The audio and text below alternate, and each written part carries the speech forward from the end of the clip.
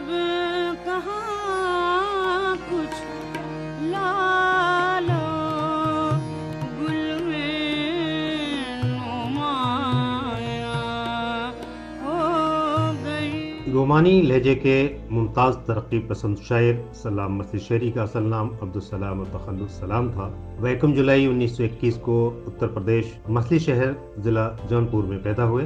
पहले उन्होंने कुरान हिफ्ज़ किया और 1935 में डिस्ट्रिक्ट बोर्ड और मिडिल स्कूल से 8वीं दर्जे का इम्तहान पास किया। तालिब इल्मी के ज़माने से नज़्म व नस्र लिखने लगे थे। मुलाजमत का आगाज इलाहाबाद यूनिवर्सिटी के कुतुबखाने से शुरू किया। 1943 में ऑल इंडिया रेडियो से वाबस्ता हो गए। उम्र के आखिरी अय्याम में उर्दू सर्विस में बतौर प्रोड्यूसर भी काम किया। सलाम मछली शहरी तरक्की पसंद ख्यालात और नजरियात के मालिक थे, जिसकी झलक उनकी शायरी में नुमाया तौर पर मिलती है।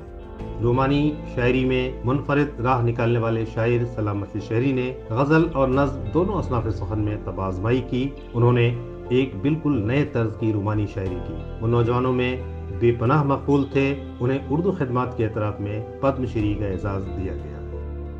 नाजरीन आदाब, डीडी उर्दू की खुसूसी पेशकश शेर व सुखन और मैं हूँ आपका मेज़बान शफ़ी अयूब। शेर व सुखन में हम बात करते हैं शायरों की, हम बात करते हैं शायरी की, हम उर्दू शायरी की बात करते हैं। उर्दू के उन मुमताज़ नामवर अहम शुरा के बारे में गुफ्तगू करते हैं और उनका कलाम भी सुनते हैं, जिन्हें ज़माने ने कभी भुलाया और कभी याद किया। उत्तर प्रदेश में एक तारीख़ी मकाम है जिसे शिराज़ हिंद के नाम से जानते हैं, यानी जौनपुर। उसी जौनपुर के मछली शहर में एक बड़ा शायर पैदा हुआ जिसे दुनिया सलाम मछली शहरी के नाम से जानती है। सलाम साहब अगरचे बाकायदा तालीम हासिल न कर सके, लेकिन उन्होंने ज़िंदगी से बहुत कुछ सीखा। ऑल इंडिया रेडियो की मुलाजमत के दौरान हिंदुस्तान भर के तमाम नामवर शुरा और अदीबों से उनकी मुलाकात रही। उसने उनकी ज़िंदगी में बड़ी तब्दीली रोनमा की। सलाम मछली शहरी एक अपने वक्त के एक बड़े शायर थे और आज के ज़माने में हम कह सकते हैं कि वो अच्छे शायर थे। सलाम मछली शहरी की ज़िंदगी इस लिहाज से बड़ी ड्रामाई ज़िंदगी थी। जैसे कि ज़्यादातर लोग जानते हैं कि मछली शहर एक बड़ी अहम जगह है जहाँ से बड़े बड़े लोग पैदा हुए और जौनपुर के ज़माने में वो तहसील रहा। जौनपुर से करीब ही 18 किलोमीटर का फासला होगा और लखनऊ अवध का जो इलाका है उससे भी उसकी क़ुर्बतें रहीं। सलाम मछली शहरी के जो आबाओ अजदाद थे वो बाहर से आए थे, यानी तुर्क से। ख़ानदानी तौर पर भी वो तुर्क थे और जाहिर है कि जैसे कि पुराने वक्तों के अंदर ये हुआ करता था कि किसी ने किला बनाया और किसी ने कब्ज़ा किया वगैरह वगैरह, तो वहाँ उनके आबा अजदाद का भी मामला ये था कि सलाम मछली शहर के अंदर जो पहले से कायम शुदा किला था और जो जागीरें थीं उनके ऊपर वो फ़ौज के साथ आए थे और उनके वो फिर कब्ज़े में आईं। लेकिन आहिस्ता आहिस्ता वक्त ने सारी चीज़ों को उनसे छीन लिया। लेकिन एक बात ये ज़रूर थी कि सलाम मछली शहरी का जो ख़ानदान था वो इल्मी और अदबी एतबार से बहुत ज़्यादा वक़ी ख़ानदान समझा जाता था अपने इलाके में। और जौनपुर ख़ुद एक उलमा का एक बहुत बड़ा इलाका रहा है। जैसे कि हम सब जानते हैं कि जौनपुर के अंदर बड़े बड़े आलिम, फाजिल, अदब और मौसीकी के बड़े लोग पैदा हुए और ख़ास तौर से शर्क़ी ख़ानदान ने तो जौनपुर के अंदर एक पूरी मौसीकी का अलग से स्कूल कायम कर दिया। ख़याल जैसे हम कहते हैं वो जौनपुर के शर्क़ी ख़ानदान की शुरुआत ही है। तो इस लिहाज से जो उनका ख़ानदान था वो अपने इलाके का मज़हबी एतबार से भी अहम ख़ानदान था और अदबी एतबार से भी बड़ा अहम ख़ानदान था। तो 1919 या 1921 इसके दरमियान सलाम मछली शहरी की पैदाइश हुई और वो कई भाइयों के और बहनों के एक भाई थे और सबसे बड़े थे।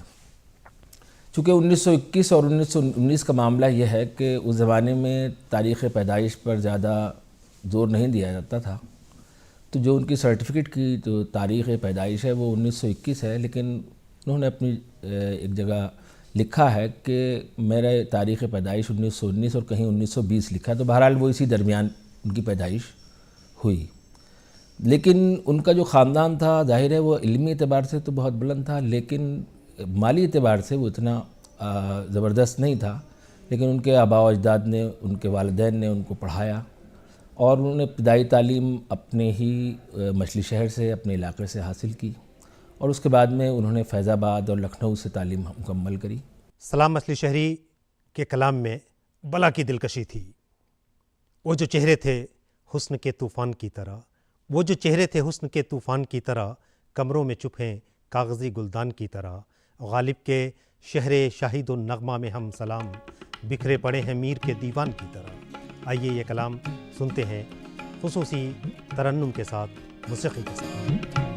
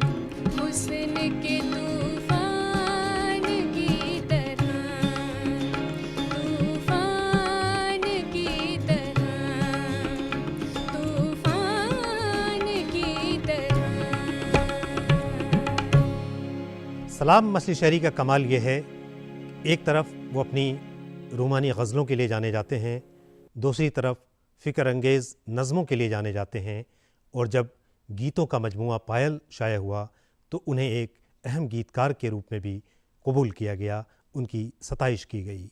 जिस वक्त सलाम मछली शहरी ने अपनी शायरी का आगाज़ किया, सलाम मछली शहरी ने तकरीबन 13 साल या 12 साल की उम्र में शायरी के मैदान में कदम रख दिया था। और इब्तदाई सतह पर जाहिर है कि जैसे कि एक जवान बच्चे के उमंगें होती हैं, वो शायरी में वो तमाम गज़ल से उन्होंने की थी। लेकिन चूँकि उस वक्त रोमानवी तहरीक भी अपने शबाब पर थी, उसी के साथ साथ तरक्की पसंद तहरीक का एक की दागबेल पड़ रही थी, और इसके अलावा भी दूसरे नज़रियात जो थे वो उस वक्त यहाँ हिंदुस्तान में मौजूद थे।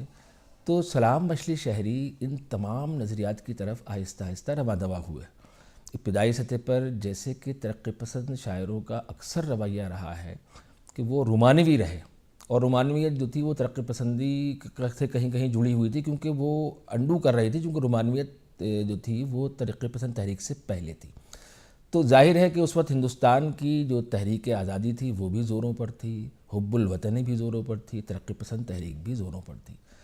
सलाम मछली शहरी जो मैंने जैसे कहा कि रेडियो से जुड़े हुए थे, और उनको तमाम चीज़ों पर नज़र रखनी पड़ती थी, क्योंकि रेडियो का और जो मीडिया का जो लोग होते हैं वो किसी एक ढाबले में बंद होकर नहीं रह सकते, और ये तमाम अगर आप देखेंगे तो सब जगहों पर ये चीज़ दिखाई देगी।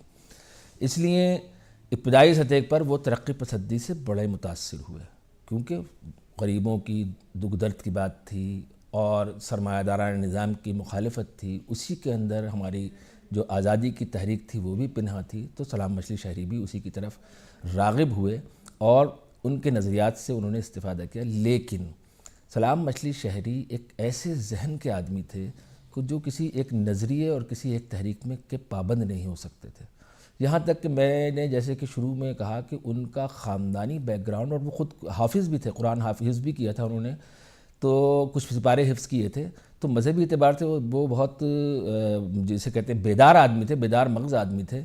लेकिन जब वो इलाहाबाद और लखनऊ की अदबी फ़ज़ा और रेडियो से जुड़े और कुछ ऐसे लोगों से उनके वास्ते हुए, तो सबसे पहले क्वेश्चन मार्क उन्होंने इस्लाम पर ही लगाया। उनकी बहुत सारी नज़में उस ज़माने की ऐसी थीं कि जिनसे ये पता चलता है कि वो तकरीबन खुदा के मुनकिर हो चुके थे। इसलिए वजह क्या थी कि मार्क्स की जो तहरीक थी, तरक्की पसंद जो तहरीक थी, उसके अंदर जहाँ बहुत सारी चीज़ थी, एक बहुत जुमला आम था कि मज़हब जो है वो गरीबों के लिए अफ़ीम का काम करता है। ये एक जुमला बहुत आम था, हालांकि मार्क्स ने चाहे वो जिस एतबार से भी कहा होगा, तो आम तौर से ला मजहबियत और तरक्की पसंदी या कम्युनिज़म एक दूसरे के मुतरादिफ समझे जाते थे, तो ऐसा भी हुआ। लेकिन उसके साथ साथ सलाम मछली शहरी का फिर दिमाग पलटा, और ये एक बड़ी अजीब बात थी कि सलाम मछली शहरी जो थे वो हिंदुज़म की तरफ राग़िब हो गए। सलाम मछली शहरी के कलाम का जब भी हम मुताला करते हैं या मौसीक़ी के साथ सुनते हैं तो हमारे जज्बात में एक नई गर्मी पैदा होती है, वो एक उम्मीद जगाते हैं, वो हमें अंधेरी रातों में एक किरण नज़र आने वाली कैफियत में लेकर चले जाते हैं। वो कहते हैं, हवा ज़माने की साक़ी बदल तो सकती है, हवा ज़माने की साक़ी बदल तो सकती है, हयात सागरे रंगी में ढल तो सकती है, हयात सागरे रंगी में ढल तो सकती है। हवा ज़माने की साक़ी बदल तो सकती है, हवा ज़माने की साक़ी बदल तो सकती है,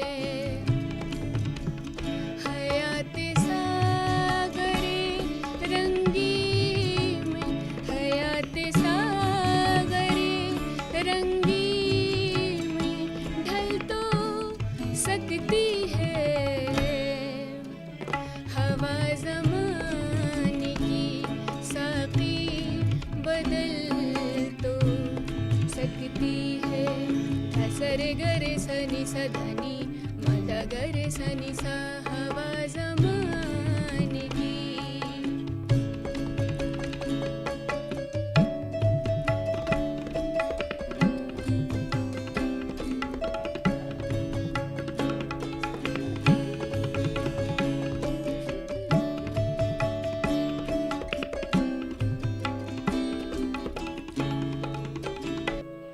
जहाँ से छोड़ रहे हो मुझे अंधेरे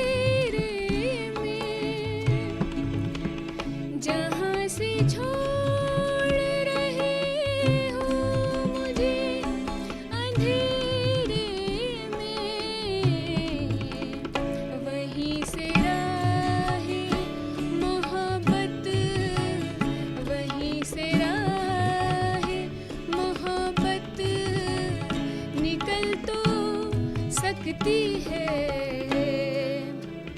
हवा ज़माने की साक़ी बदल तो सकती है हवा ज़माने की।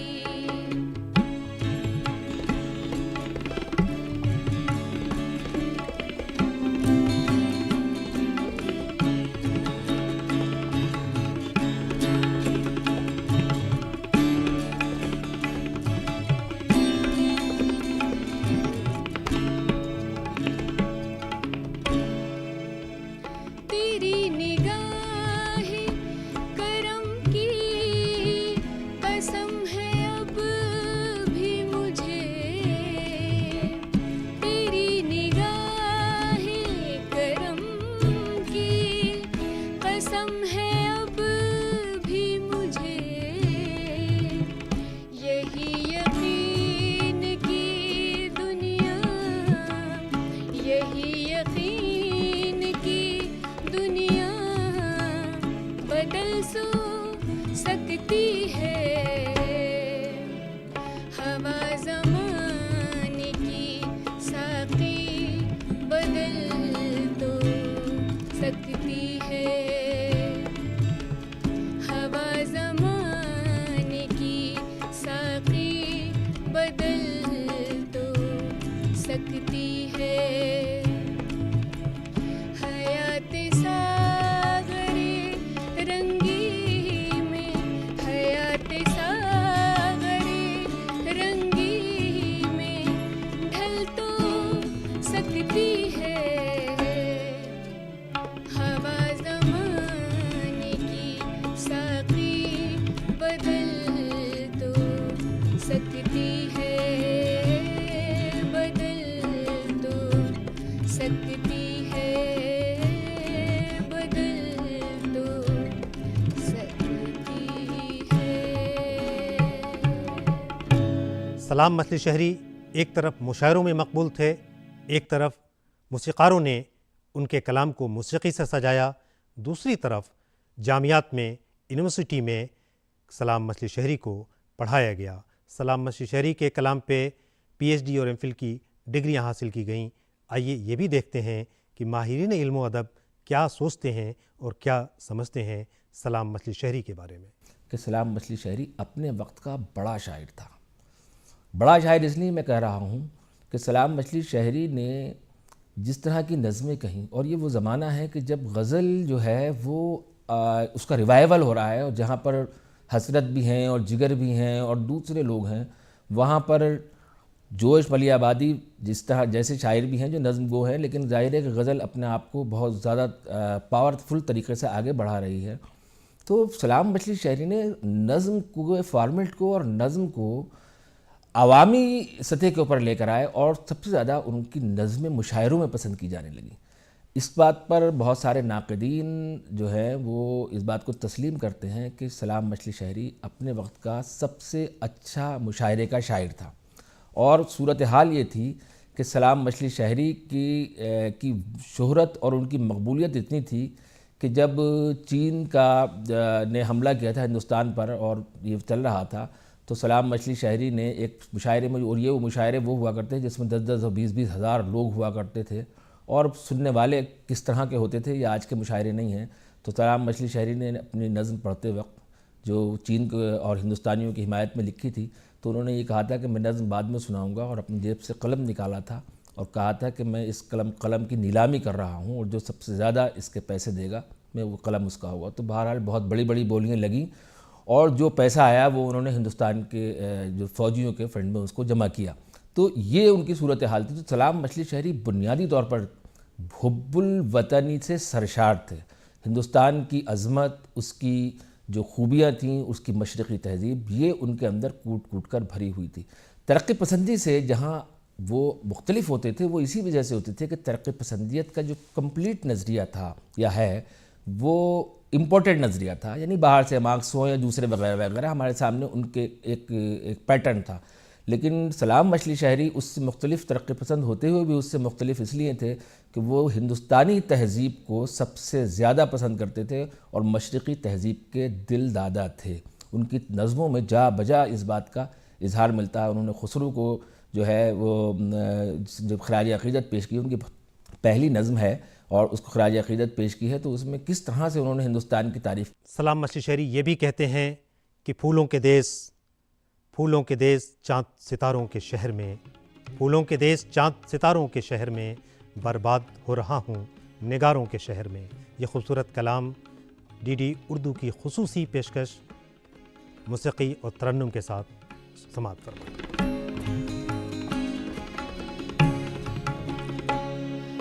फूलों के देश चांद सितारों के शहर में, फूलों के देश चांद सितारों के शहर में, बर्बाद हो रहा हूँ निगारों के शहर में, फूलों के देश चांद सितारों के शहर में, बर्बाद हो रहा हूँ निगारों के शहर में, फूलों के देश चांद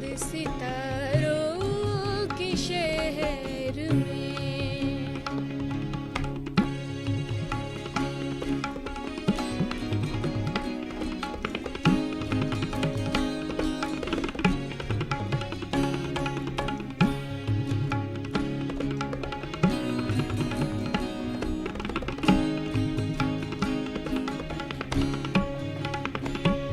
आंसू हूँ हंस रहा हूँ शगुफों के दरमियाँ, आंसू हूँ हंस रहा हूँ शगुफों के दरमियाँ, शबनम हूँ जल रहा हूँ शरारों के शहर में, शबनम हूँ जल रहा हूँ शरारों के शहर में, बर्बाद हो रहा हूँ निगारों के शहर में, फूलों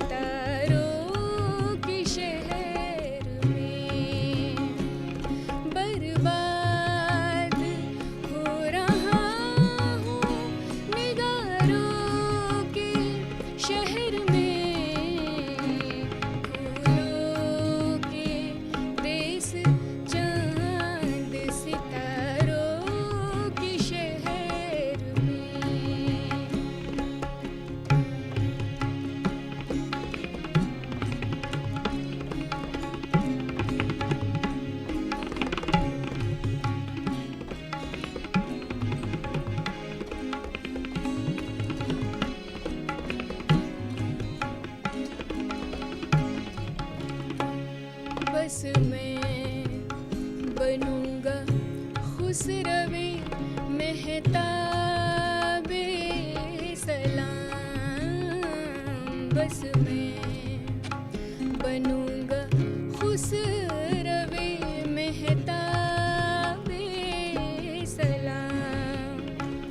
सोचा है ये धुएं के गुबारों के शहर में, सोचा है ये धुएं के गुबारों के शहर में बर्बाद हो रहा हूँ निगारों के शहर में, फूलों के देश चांद सितारों के शहर में, फूलों के देश चांद सितारों के शहर में, सितारों के शहर में, सितारों के शहर में। नाजरीन, आप देख रहे हैं प्रोग्राम शेर व सुखन। आपने सुना कलाम सलाम यानी सलाम मछली शहरी का कलाम तरन्नुम के साथ। सलाम मछली शहरी के फ़िक्र व फ़न पे गुफ्तगू हुई। उम्मीद है हमारे दीगर प्रोग्राम की तरह इस प्रोग्राम को भी आपने पसंद किया। आप अपने तासुरात से हमें नवाजते रहें। हमें दीजिए इजाज़त। हम फिर मिलेंगे किसी और बड़ी शख्सियत के साथ।